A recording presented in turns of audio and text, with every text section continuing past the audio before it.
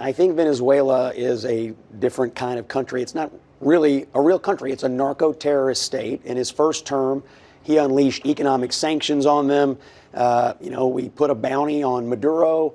I mean, we did all the things short of going to war with Venezuela to stop them from importing drugs into the United States. It did not work. They have continued to be a narco-terrorist state. They continue to flood drugs into the United States and dangerous people. And so one of the things about the America First movement and the MAGA movement is in Middle America, they believe our government has not taken a hard enough line against people who have put deadly drugs into this country. They promised this.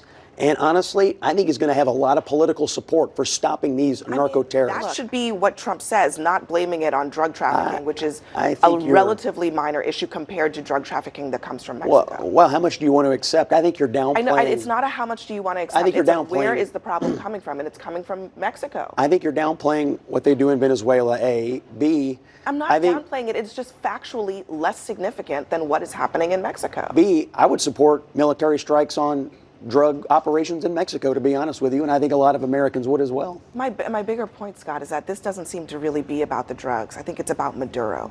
And if it's about Maduro, don't you think Americans ought to they're one and the same. He is a drug lord. I mean, don't you think he sounds just like a globist. What are we going to do with those guys that we captured?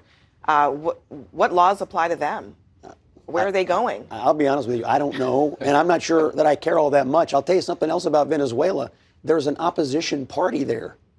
There are people that could probably take over Venezuela and not be a major narco-terrorist state. So they probably would have to take to the streets and protest. They're in our own. I wouldn't if I were them with Maduro in charge.